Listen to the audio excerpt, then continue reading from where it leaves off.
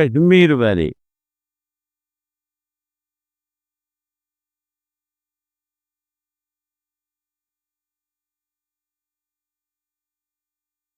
चलो जी start.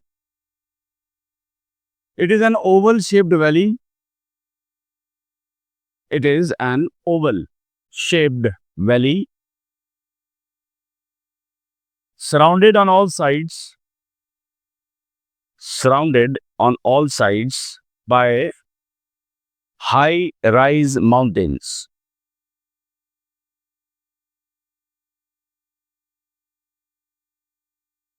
It is 135 to 140 kilometers long, 135 to 140 kilometers long, with average width of 53 to 55 kilometers and average height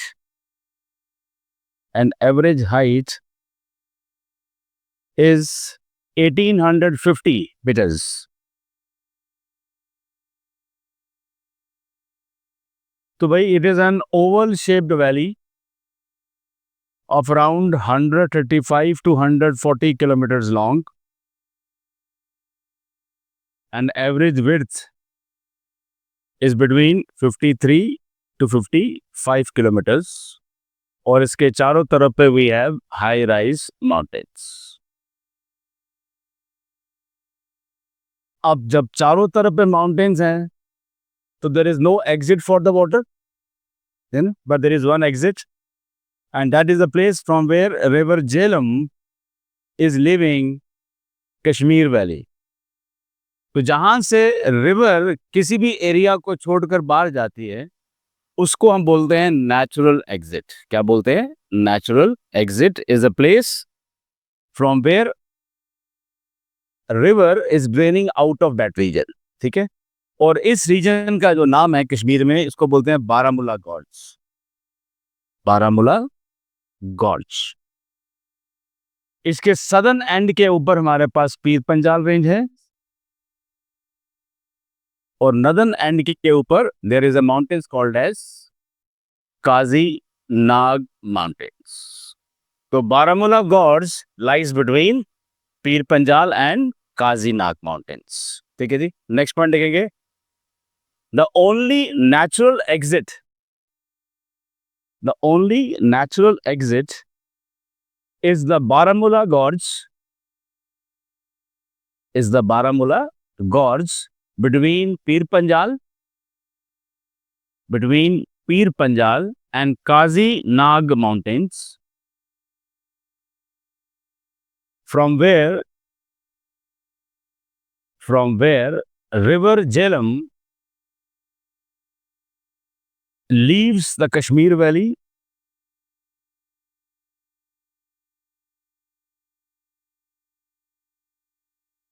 whereas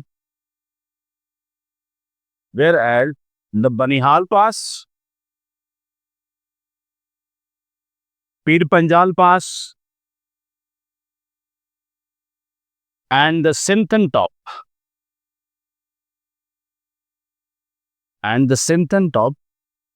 are the only entry or exit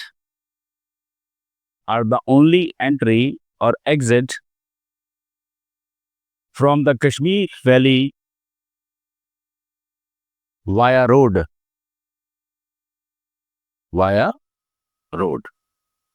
So this was the dimension of Kashmir Valley. ठीक हो गया जी. अब next point, the most important feature of Kashmir Valley is the presence of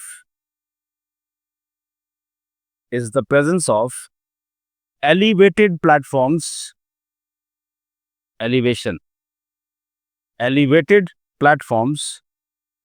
made up of lacustrine, lacustrine and glacial deposits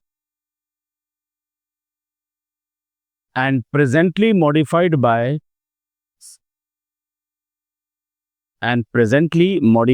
by river alluviation. River alluviation are called as very, very important term called as karevas.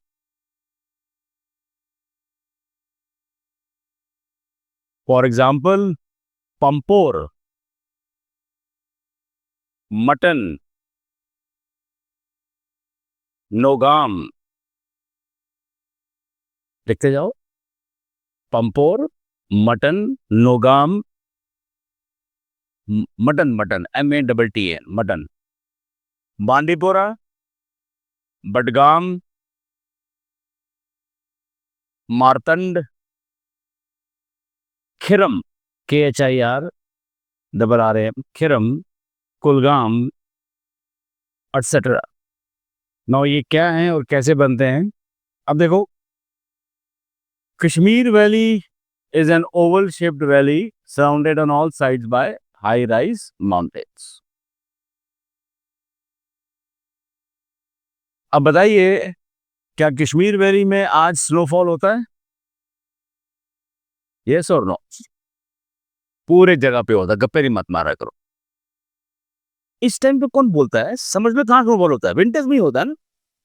वो तो छोड़ो ना, वो तो इक्का दुक्का, otherwise होता है या नहीं होता है? होता है ना. तो सोचो, अभी we are living in an era called as global warming. Global warming ये वो टाइम पीरियड होता है जब majority of areas on earth receives rainfall. Tropic of Cancer, Tropic of Capricorn, this is our equator. ये हमारा Arctic circle, ये हमारा Antarctic circle. ये साउथ पोल, ये नॉर्थ पोल. तो ड्यूरिंग ग्लोबल वार्मिंग रीजन हमारे मेजॉरिटी ऑफ एरिया के अंदर from Arctic to Antarctic circle this whole region receives precipitation majorly in the form of rainfall. और जो हमारा मेजॉरिटी स्नोफॉल होता है वो पोलर एरियाज में होता है, यहाँ हाई माउंटेनियस एरियाज में होता है. ठीक हो गया? क्यों होता है? बिकॉज ग्लोबल टेम्परेचर ज्यादा होता है, जिससे precipitation is in the form of rainfall. A second period is called as global cooling. Global cooling, जब अर्थ का टेम्परेचर इतना कम होता है कि सिर्फ ट्रॉपिकल एरियाज को छोड़कर बाकी सभी एरियाज में स्नोफॉल होता है.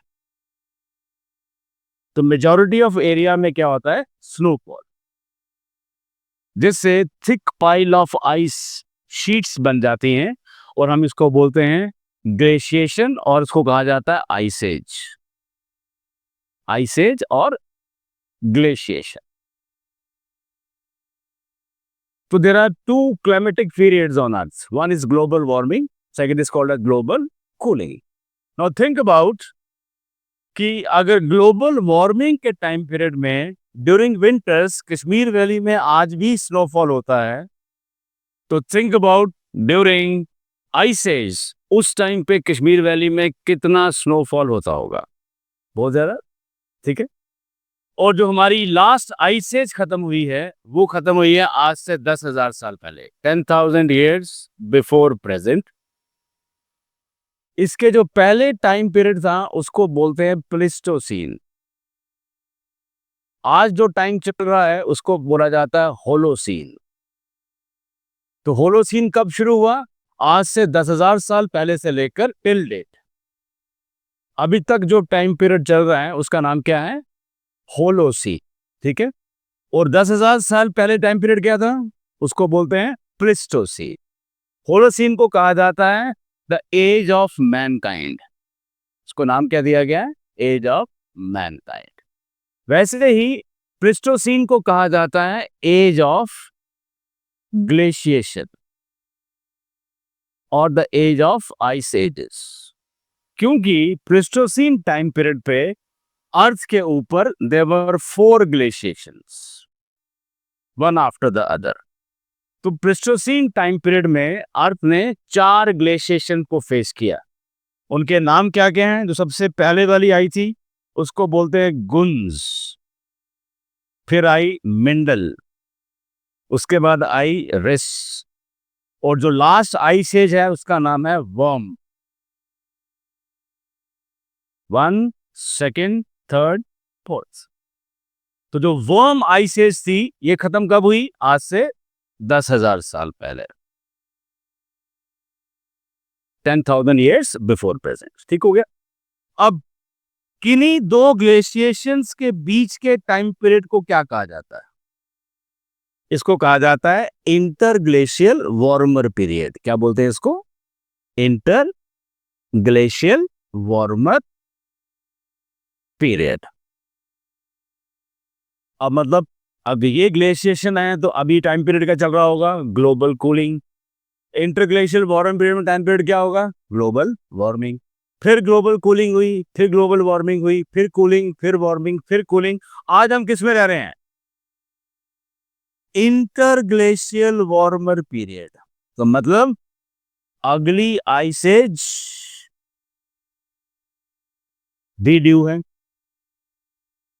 इसलिए गर्म कपड़े संभाल के रखो, जरूरत पड़ सकती है। तो we are presently living in interglacial warmer period. तो अगली ग्लेशिएशन भी आनी है, तो सीधा सीक्वेंस। ठीक हो गया। अभी हम किसमें रह रहे हैं? Interglacial warmer period. तो मीन इसके बाद नेक्स्ट आइस भी आ सकती है। जिस तरीके से टेम्परेचर बढ़ रहा है, एक पीक के बाद it will start coming down also. तो क्या आ सकती है? कूलिंग हो सकता है और उससे ग्लेशिएशन कैन कम बैक। ठीक हो गया जी। तो we are presently living in interglacial warmer period. ठीक हो गया जी। अब देखो, अगर आज कश्मीर वैली के अंदर स्नोफॉल हो रहा है तो थिंक अबाउट आज से 10,000 साल पहले during the ice age with the name of Wurm, उस टाइम पे कितना ग्लेशिएशन होता होगा? ठीक ठाक होगा। तो माउंटेन्स पे जितने भी ग्लेशियर्स होंगे वो सारे के सारे कहाँ इकट्ठे हो जाएंगे? कश्मीर वैली के अंदर। और यहाँ पे अपनी खूब सारी स्नोफॉल हो रही है तो क्या होगा? खूब सारी आइस शीट्स होंगी। कहाँ पर? कश्मीर वैली के ऊपर। यस और नो? और ग्लेशियर अपने साथ जो मटेरियल को मूव कर कर डिपॉजिट करते हैं उनको क्या बोलते हैं? Glacier deposits. तो कश्मीर वैली में पहले खूब सारे क्या थे? ग्लेशियर डिपॉजिट्स थे। तो ये सभी क्या है? Glacier deposits. क्लियर हो गया?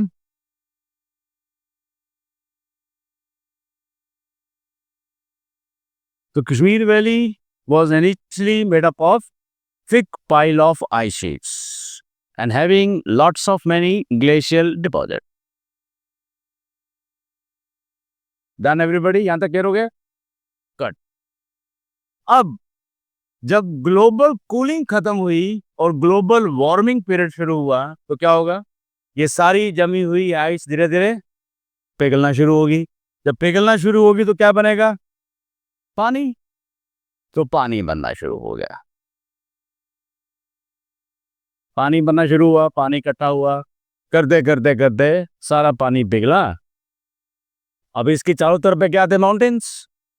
अब ये पानी बाहर जा पाएगा? नहीं जा पाएगा। तो क्या हो गया? यहाँ पे बन गई lake. Then it turn into an lake. तो पहले क्या था? Glacial deposits. जब ये ग्लेशियर पिघले तो फिर क्या बन गई? लेक। लेक डिपॉजिट्स को क्या बोलते हैं? Lacustrine deposits. ठीक हो गया यहां तक? डन। अब एंशियंट, अगर हम लीजेंड्स की बात करते हैं तो आपको ये सबने सुना होगा कि Kashmir valley was earlier a huge lake called as सतीसर।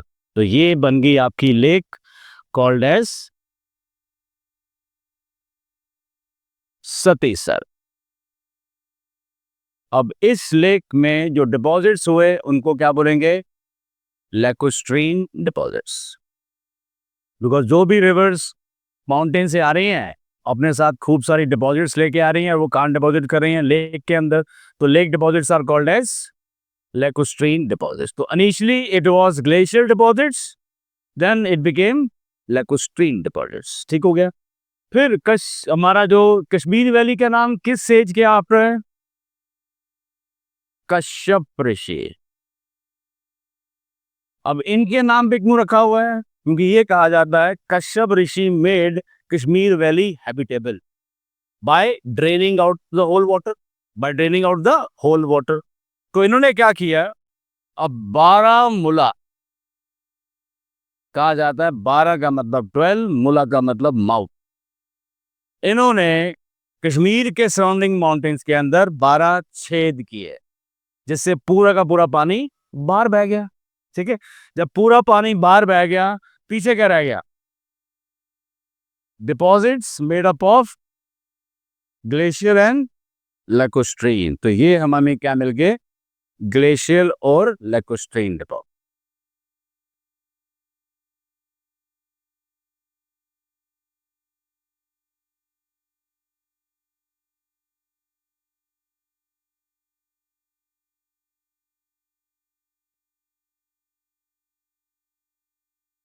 ठीक हो गया अंदर?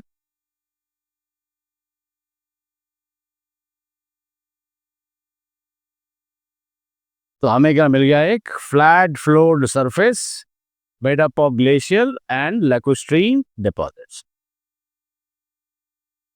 यहां तक की स्टोरी क्लियर? गुड।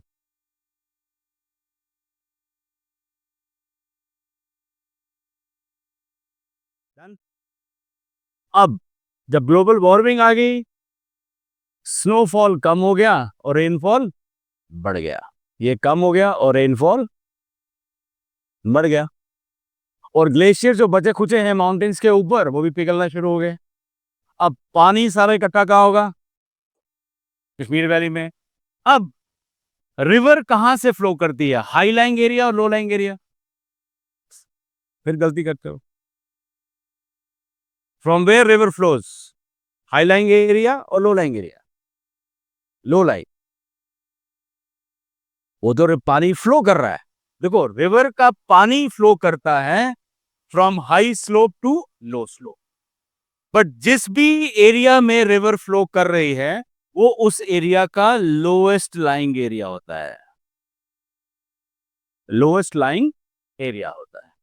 अब बताओ, somebody asks you कि जम्मू सिटी का लोएस्ट पॉइंट कौन सा है? तो हम क्या बोलेंगे? Ravi Tawi rivers bed. अब कश्मीर का लोएस्ट और श्रीनगर सिटी का लोएस्ट लाइंग पॉइंट कौन सा होगा? या तो डल लेक का बेड होगा या झेलम रिवर का बेड होगा।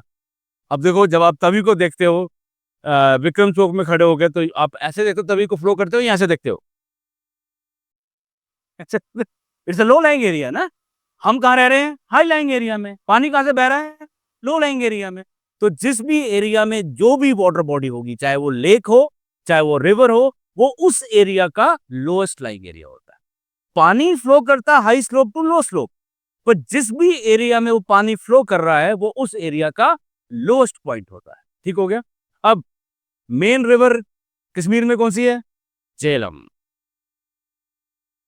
अब झेलम रिवर फ्लो करती है from the low lying area और हाई लाइंग एरिया?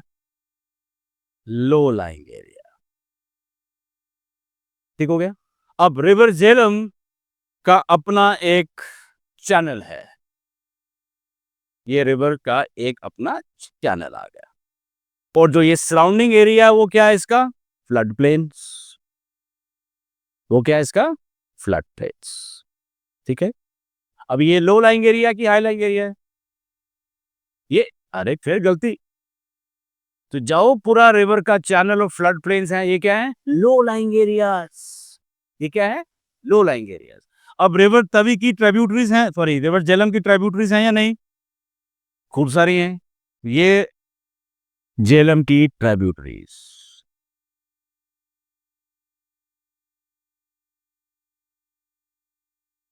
अरे,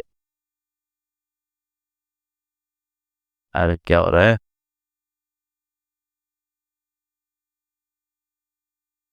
ठीक हो गया। अब ये सभी क्या है? Small small tributaries of river Jhelum.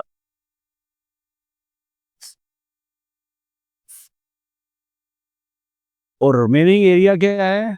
उनके स्मॉल स्मॉल ट्रिब्यूटरीज के flood plains.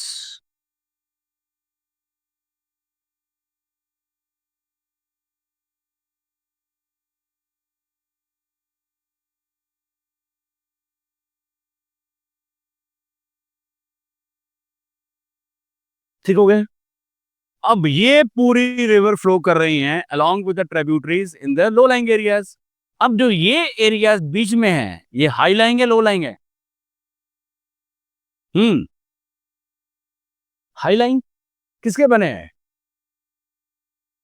Glacial plus lacustrine deposits and presently modified by river अलुवेशन।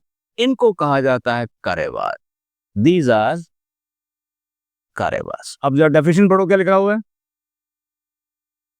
These are the elevated platforms made up of glacial and lacustrine deposits and presently modified by river alluvation. ये हैं जी आपके करेवास इन Kashmir valley. Clear हो गया? शाबाश। Diagram तो बनाई नहीं होगी, फोटो खींच लो, काम आएगी।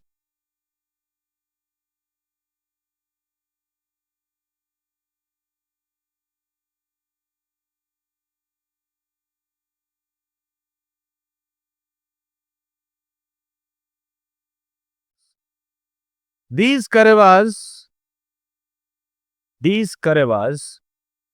are poor in mineral wealth, are poor in mineral wealth except for clay, except for clay and chalk. But these karevas are very significant. But these karevas are very significant as they support the growth and development of temperate variety of fruits. Temperate variety of fruits like apple, almond, walnut, peach, etc. First off, besides the temperate fruits,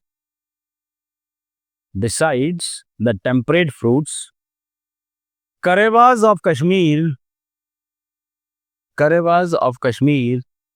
are also ideal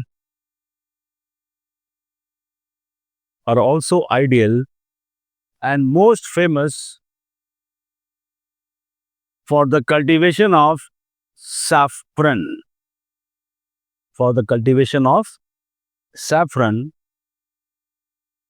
Which is also known as kesar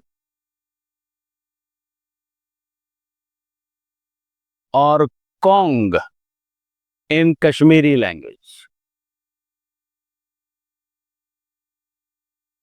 Kong in Kashmiri language.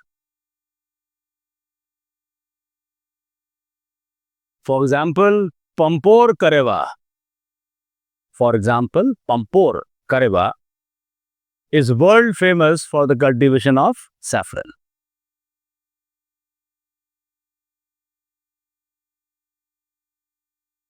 यहाँ तक clear हो गया? Next. Another important feature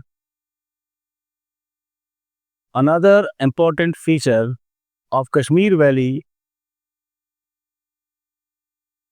is the presence of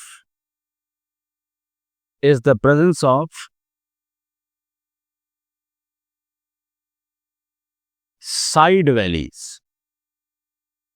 अब आपको क्या लगता है ये साइड वैलीज क्या होंगे? अब बताओ, हम जनरली क्या बोलते हैं? That Kashmir valley is made by river Jhelum. अब whole Kashmir valley is made by river Jhelum. अब जो ये छोटी छोटी ट्राइब्यूटरीज हैं रिवर झेलम की, ये कश्मीर वैली के साइड में पड़ती हैं या सेंटर में पड़ती हैं? इन्हीं को बोलते हैं side valleys. What are side valleys? These are the small valleys made by small tributaries of river Jhelum. आगे लिखेंगे, that is the valleys made by the important tributaries of river Jhelum.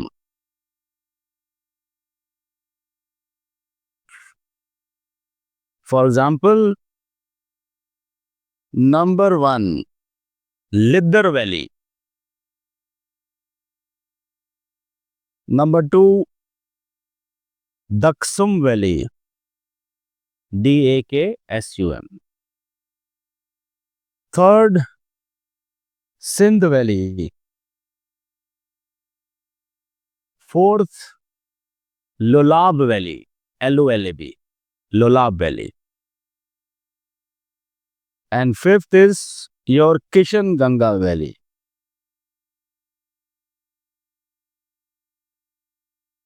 First heading देंगे आप Lidder valley,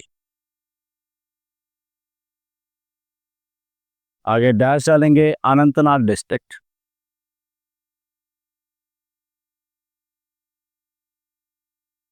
देंगे it is made bye important tributary of Jhelum, that is Lidder.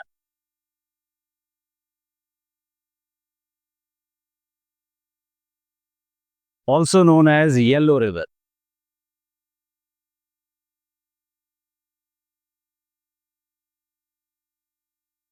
First off, Pahalgam is the most important hill resort of Lidder Valley.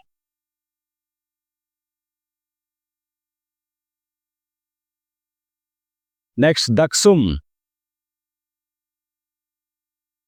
Again, Anantnag. It is made by river.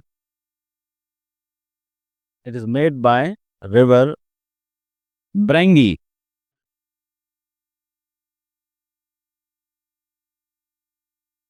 Next is Sindh Valley. It is in Ganderbal district and is made by river Sindh or Sindhlar. Sindhlar, LAR. अब भाई Indus को भी सिंधु बोलते हैं ना, वो उसका इससे कोई लेना देना नहीं है, ठीक है। आप में से अमरनाथ कौन कौन गया? तो क्या है? None of you. अमरनाथ के दो रास्ते ना, एक वाया पहलगाम जाते हैं और एक वाया बालटाल जाते हैं। जब आप श्रीनगर से टुवर्ड्स बालटाल जाते हो, रास्ते में सोनामर्ग आता है और जो उसके साथ साथ में रिवर बैरी है, that is Sindh. It is one of the most prettiest rivers of Kashmir. Kashmir को क्या है? झेलम देखी है? झेलम से गंदी देखने में रिवर दुनिया में कोई नहीं है। वेरी अगली रिवर, देखने का कोई मजा नहीं आता, मड्डी वाटर, गंदा सा पानी। बट ये सिंध रिवर इतनी सुंदर है, हिसाब ही नहीं कोई। वेरी वेरी प्रिटी, इसका पानी is crystal clear, very beautiful river. But Jhelum is one of the ugliest reverse in the world. किसी को दुख तो नहीं हुआ? बेकार रिवर है यार, है तो है, क्या करें। सिंध बहुत सुंदर तो है, ठीक है। Sindh is very very pretty, where this Jhelum कटिया रिवर, मतलब तो देखने का कोई मजा नहीं आता, ठीक है जी। चले नेक्स्ट देखेंगे, नेक्स्ट पॉइंट इसी के अंदर, Sonamarg, known as the Golden Meadow, known as the Golden Meadow, is part of Sindh Valley. Is part of Sindh Valley. Next, Lolab Valley. ये कुपवाड़ा में है। It is made by Lolab और लाहवाल स्ट्रीम। लोलाब और लाहवाल, LAHWAL, लाहवाल streak. It is surrounded by trees of deodar. It is surrounded by trees of deodar and is famous for apple, cherry, peach and walnuts.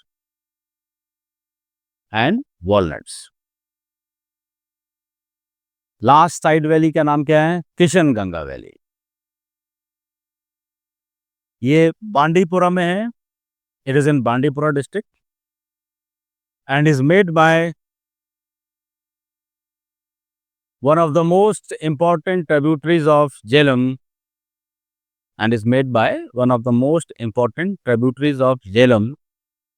that is Kishanganga,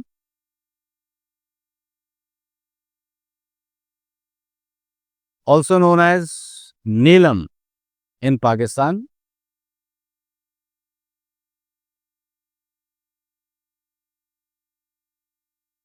First off, this valley is in the shape of alphabet W.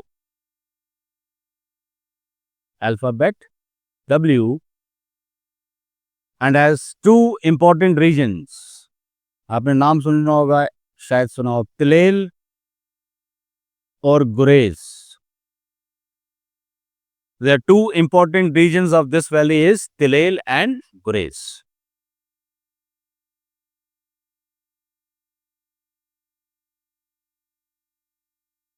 फिर हो गया side valley क्या होती है. चले next. Another important feature of Kashmir Valley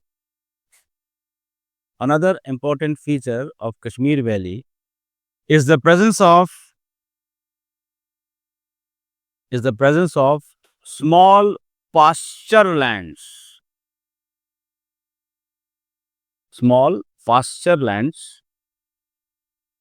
With nutritious grasses,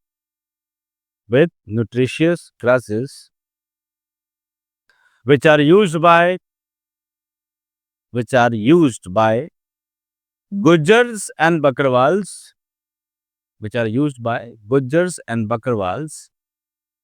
to graze their cattle. For example, Gulmarg,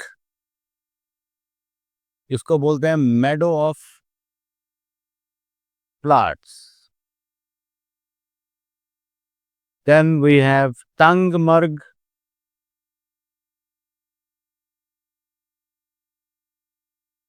Then we have Killenmarg, Sonamarg, इसको बोलते हैं Golden Meadow.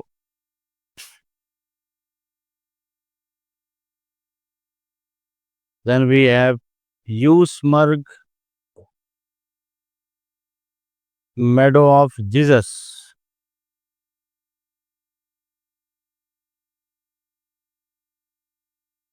Then we have Badmarg,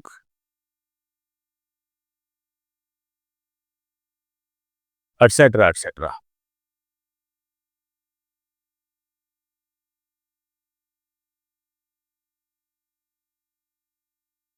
अब भाई बताइए, गुज्जर्स और बकरवाल्स अलग अलग कम्युनिटीज हैं या सेम कम्युनिटी है?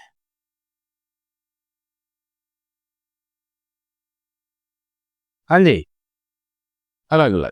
हाँ जी, एक ही है. शाबाश. एक अलग अलग. हाँ, एक क्यों है? शाबाश, वेरी गुड. डिफरेंस क्या है? शाबाश, वेरी गुड, ठीक बोला आपने. हाँ जी, तो भाई गुज्जर्स और Bakarwal basically one single community.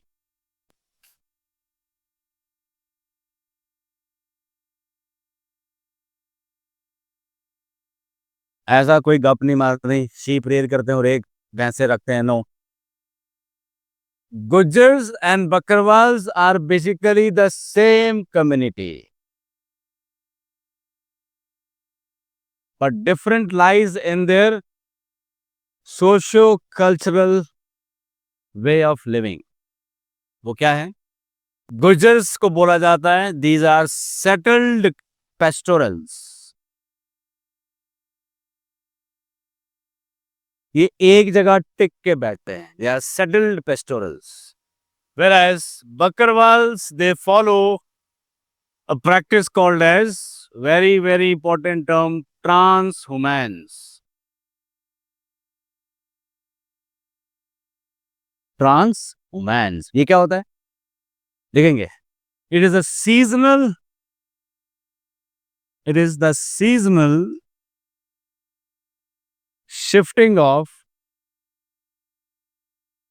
the whole clan along with their herds of sheep, goats, and cattle between mountains and the plains. So they move toward mountains during summertime and they come back toward the plains during winter time. इस process को कहा जाता है ट्रांसहुमेंस. On contrary, Gujars are settled at one place. They are settled pastorals. अब देखो, सोचो, जो एक कम्युनिटी एक जगह टिक के बैठी है और एक सीजनल शिफ्टिंग करती है. अब किनके बच्चे एक जगह टिक के बैठेंगे और पढ़ेंगे? गुजर्स के. तो जितनी भी गवर्नमेंट स्कीम्स हैं उसका फायदा कौन लेगा? गुज्जर कम्युनिटी. तो socially, economically, politically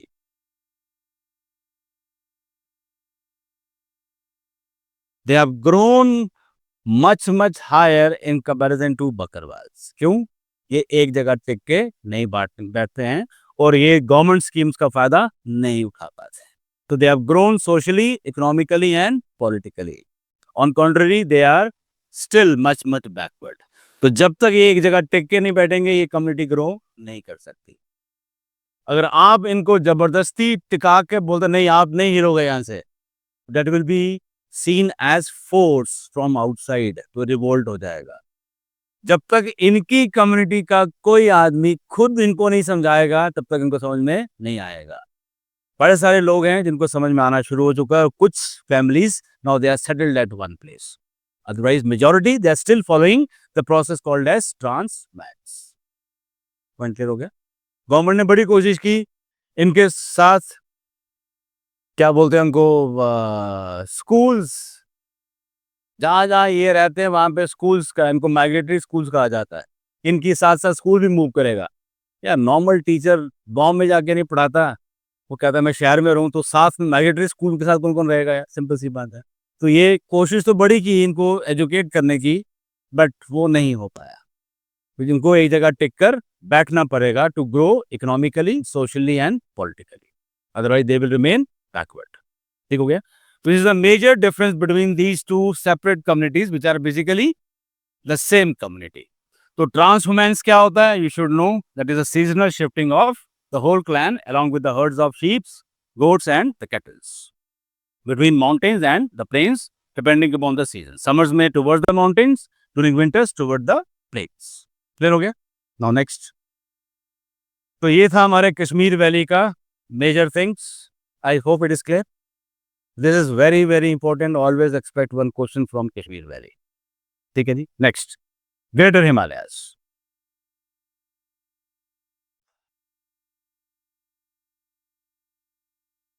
Greater Himalayas. It is the highest and most continuous mountain range in the world. It is the highest and most continuous mountain range in the world.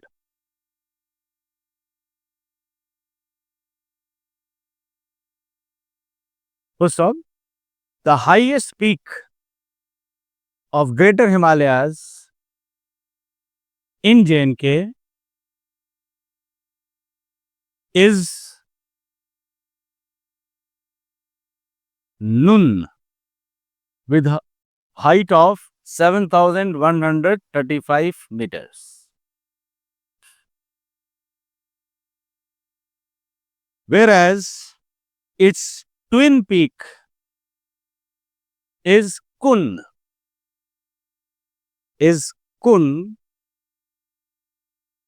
which lies in Ladakh region with height of 7,077 meters. तो ये नुन और कुन greater Himalayas की peaks हैं। इसमें से जो नुन है वो J&K में आती है और जो कुन है वो लद्दाख में आती है। ठीक हो गया? Next point, important pass in greater Himalayas is Zojila पास।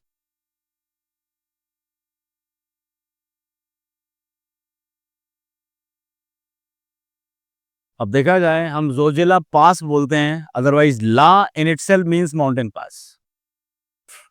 और जैसे लद्दाख का नाम तिब्बतन वर्ड से आया हुआ है ला ताग। ला का मतलब होता है माउंटेन पास और ताग का मतलब होता है माउंटेन्स। तो land of mountains and passes is known as Ladakh. ठीक है, तो जोजिला, ला का इन इटसेल्फ मतलब क्या है? Mountain pass. ठीक है, बट हम यूजुअली क्या बोलते हैं? जोजिला पास, क्योंकि हमें नहीं पता कि ला का मतलब क्या होता है। ठीक हो गया, तो जोजिला पास लिखेंगे। Also known as Harmukh,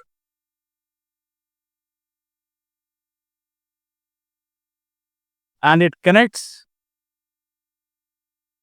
connects Kashmir Valley with Ladakh. It connects Kashmir Valley with Ladakh.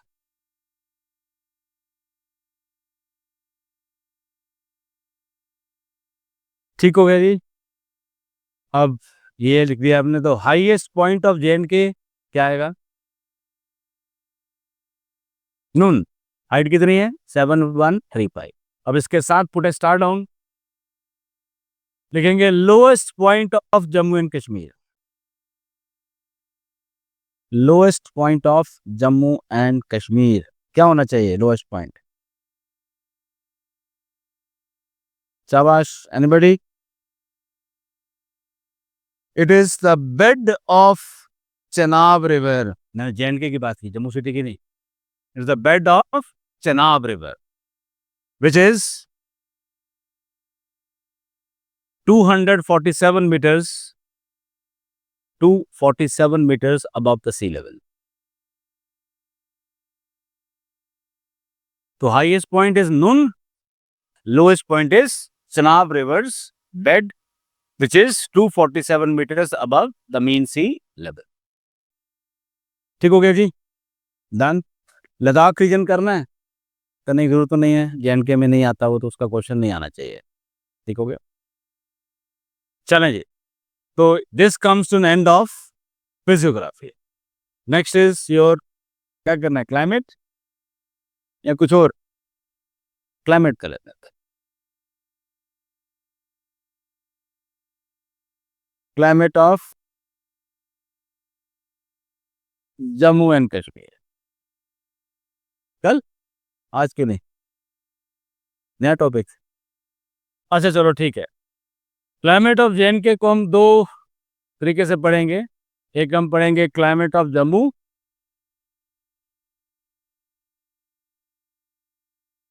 एक हम पढ़ेंगे क्लाइमेट ऑफ कश्मीर।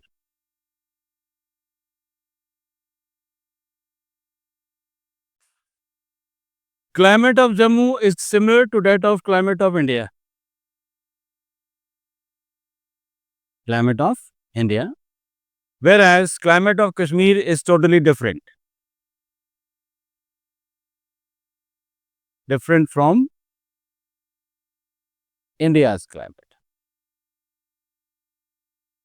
अगर हम लैटिट्यूडनल जोन की बात करते हैं तो Jammu climate is called as sub tropical climate, और warm temperate climate, whereas Kashmir's climate is designated as cool temperate climate. तो कश्मीर के क्लाइमेट को हम कूल टेम्परेट बोलते हैं और जम्मू के क्लाइमेट को हम वार्म टेम्परेट और सब ट्रॉपिकल बोलते हैं।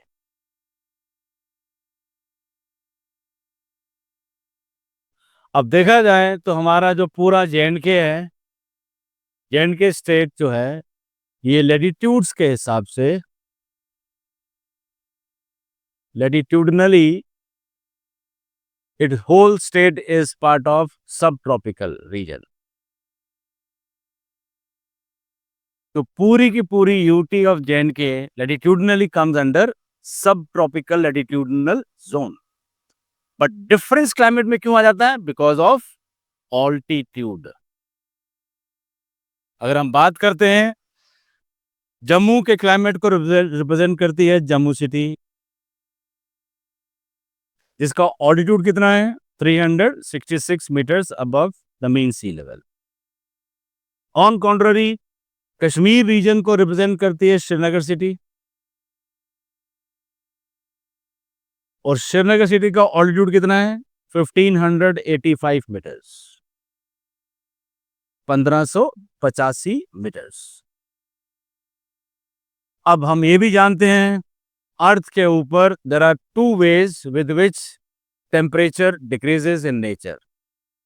First is you start gaining the latitudes from equator toward the poles, temperature decreases. तो पहला वे with which temperature decreases in nature is start gaining the latitudes. Second way of decrease in temperature is you start gaining the altitude. So as we move up the altitude, temperature decreases.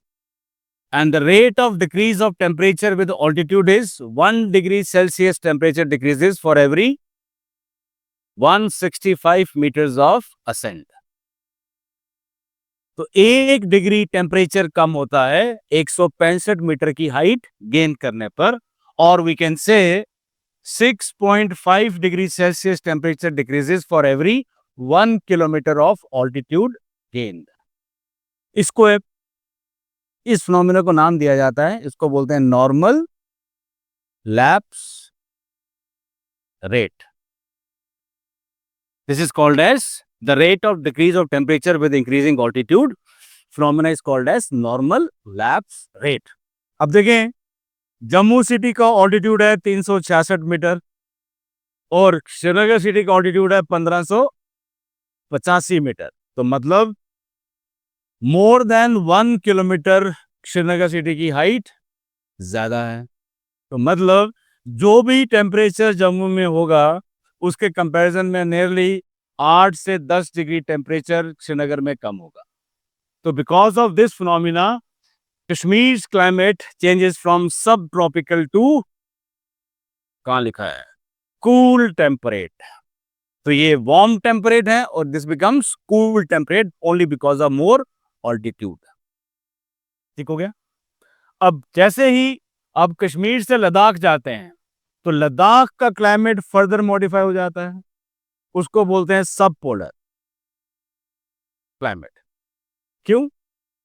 Ladakh reason को represent करता है ले town, और ले town का altitude कितना है? 3505 metres,